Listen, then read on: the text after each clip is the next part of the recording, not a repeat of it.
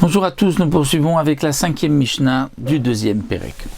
Nous avons vu dans la Mishnah précédente la marloquette entre Rabbi Meir et les Chachamim concernant les fromages de bête ou naïki. Et pour Rabbi Meir, ces fromages sont interdits même d'en tirer profit, étant donné que pour faire un fromage, il faut utiliser de la présure, et cette présure, il la prenait à l'époque dans cet endroit de naïki des animaux, des bêtes, du lait qu'on trouvait dans la panse du veau. Et comme les veaux, en majorité, étaient offerts à la Avodah Zara, ou à l'idole, Rabbi Meir craignait que cette présure qui avait été prise pour faire le fromage provenait d'une bête de Avodah Zara, et donc il y a une interdiction, pas seulement de la consommer, mais aussi d'en tirer profit. Donc le fromage aussi devient interdit à la consommation, et aussi interdit d'en tirer profit. C'était seulement d'après Rabbi Meir, puisque Rabbi Meir tient compte même de la minorité, même si ce n'était pas la majorité des bêtes, mais c'était la majorité des veaux. Donc une minorité par rapport à toutes les bêtes. C'est pour cela que Rabbi Meir avait interdit, mais les Chachamim avaient donc dit qu'on ne tient pas compte de cette minorité, on regarde la majorité. La majorité n'était pas pour la Avodah Zara, donc même si les non-juifs avaient utilisé comme présure le lait qu'on avait trouvé dans la panse d'un animal, on ne peut pas dire que c'est un animal qui provenait donc de la Avodah Zara. Mais pour les Chachamim, il y a quand même une interdiction de le consommer. Et pourquoi ?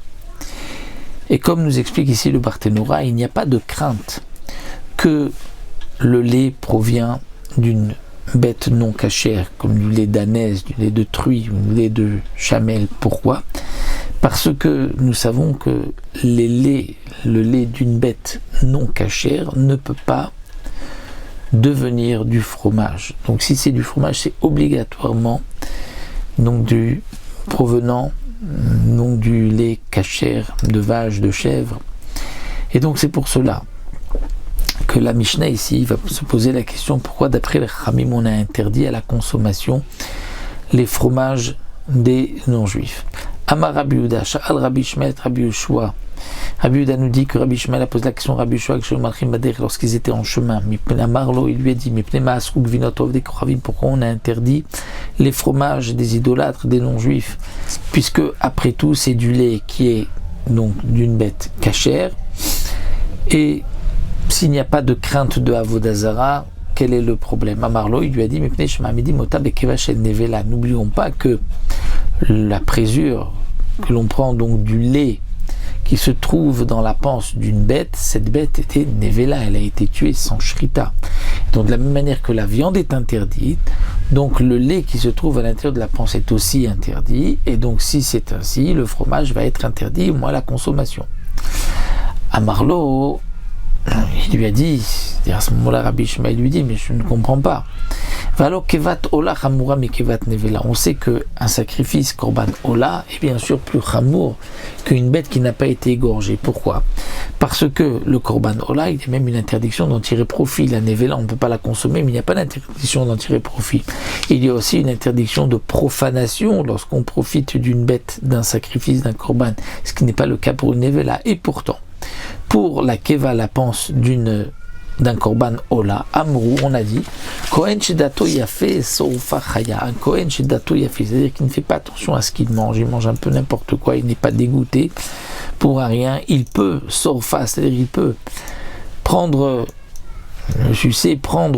la panse, donc le lait de la panse d'une bête, d'un korban ola, et il n'y a pas donc il n'y a pas d'interdiction. Un korban ola qui a été sacrifié dans la Avodah Zara, qu'on a coupé en morceaux, et on trouve donc la panse qui se trouve à l'intérieur, ce qu'il y a donc comme lait même à l'intérieur, le Kohen pouvait le consommer. Donc on voit que puisqu'on permet au Kohen de consommer ce qui se trouve à l'intérieur de la panse, c'est que ce qui est à l'intérieur de la panse n'est pas considéré comme une partie de la bête, mais comme les excréments, comme quelque chose qui a été déjà digéré. Et donc c'est pour cela, demande Rabbi Ishmael, qu'on devrait aussi permettre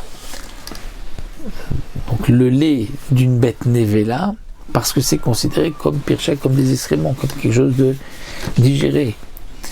Et il ne devrait pas y avoir d'interdiction, ça ne fait pas partie de la nevela. Donc même si, vélo ou doulo, même si on n'avait pas été d'accord, les Khamim n'avaient pas été d'accord avec celui qui avait permis, qui avait dit que pour Korban Olam, le Kohen peut consommer le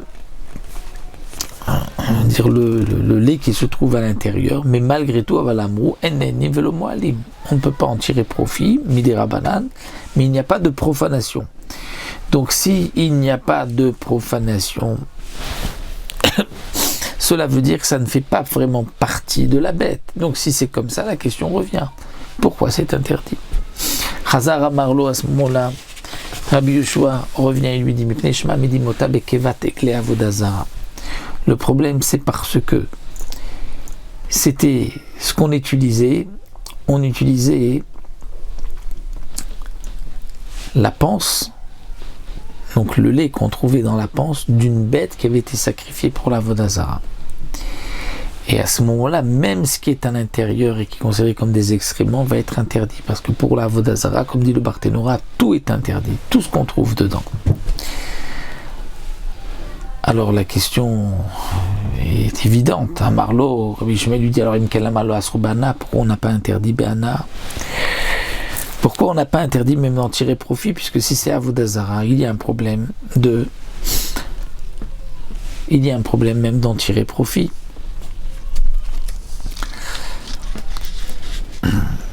Alors bien sûr, comme nous explique Yom Farshim, et comme nous allons voir tout de suite dans la Mishnah, ce qu'a répondu maintenant Rabbi Yoshua n'est pas la vraie réponse.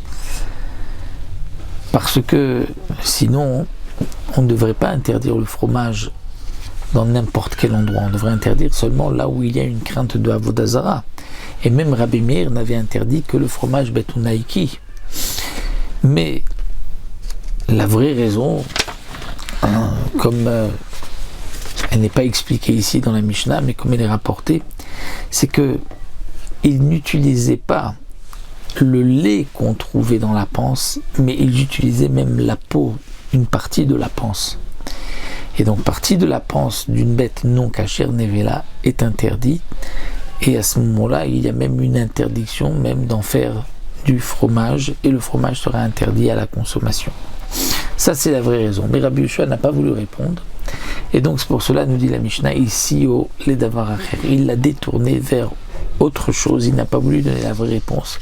À Marlo, il lui a dit, Ishmael Achi, Ishmael mon frère, Ata Koré, comment tu lis le passage dans Shir HaShirim? Tu lis Kitovim dodecha miyain ou Kitovim dodayech miyain? Est-ce que tu lis un passage dans Shir HaShirim Kitovim dodecha miyain, c'est-à-dire que c'est Akadosh Baruch Hu qui s'adresse au Bnei Israël, ou le contraire, Kitovim dodayech au féminin, et donc c'est les Bnei Israël qui s'adressent à Akadosh Baruch Hu, qui lui disent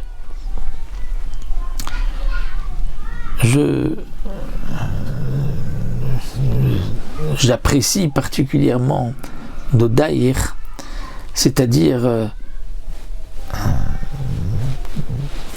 dans tout Shir HaShirim, il y a, c'est un poème, c'est un cantique d'amour entre Am Israël, le peuple d'Israël, et Akadosh Baruch Hu. Et Akadosh Baruch Hu, c'est comme l'homme, et Knesset Israël, le peuple d'Israël, comme sa femme, son épouse.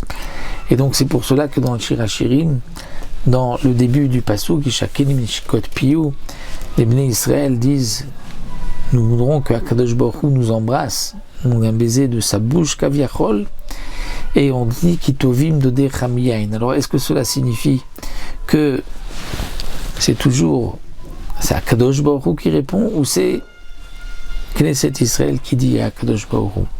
Donc est-ce que Kitovim dodecha miyain, c'est-à-dire que là c'est Knesset Israël qui s'adresse à Kadosh Baruch Hu, qui dit je veux que tu nous embrasses parce que notre amour, notre amitié est plus forte que le vin, et donc c'est Knesset qui s'adresse à Kadosh Baruch Hu, ou bien Kitovim dodair, c'est à Kadosh Baruch Hu qui répond, et là c'est au féminin qui s'adresse à Am Israël en disant non, Kitovim dodair, c'est-à-dire que c'est Hachem qui répond et qui dit Hachem dit, ton amour, mais plus forte que le vin. À Marlo, donc il a répondu Kitovim Dodaïr, je lis Kitovim Dodaïr, c'est-à-dire au féminin. Et donc là, c'est Akadosh Baruch Hu qui répond à Israël. À Marlo lui a dit non, c'est pas comme ça qu'il faut lire. Charé Chavero Melamed Alav les Reach Shemane Chatovim, puisque la suite du passouk dit les Reach Shemane Chatovim au masculin, et donc c'est Knesset Israël qui s'adresse à Akadosh Baruch Hu, et comme explique le Barthénoraï qui dit que nous aimons tes de Daïr, c'est-à-dire les takanot des Chachamim, plus encore que le vin de la Torah, Yena Shel Torah, l'essentiel de la Torah. Donc il lui a détourné sans vouloir lui répondre, mais comme nous avons vu, la vraie raison, c'est parce qu'on utilisait la peau de la panse et non pas le lait de la panse. Et la peau de la panse, qui est Nevela, est interdite. Alors on se posera une dernière question, pourquoi n'a-t-il pas voulu répondre? Eh bien parce que il est rapporté que lorsque les Khamim faisaient une zéra, décréter quelque chose, ils ne donnaient pas tout de suite la réponse. Il fallait au moins 12 mois avant de donner la réponse. Pourquoi? De donner la raison. Parce que lorsque les Khamim allaient décréter quelque chose, s'ils avaient donné tout de suite la raison, il pouvait y avoir quelqu'un qui dit « Ah, je ne suis pas d'accord ». Et donc il allait négliger la takana des Khamim. Donc au départ on ne disait pas pourquoi, donc les gens se disaient bon, les Khamim avaient certainement une bonne raison, et une fois que la takana s'était instaurée dans le peuple d'Israël, là il dévoilait la raison, là généralement, puisque la xéra avait déjà été répandue, tout le monde l'acceptait.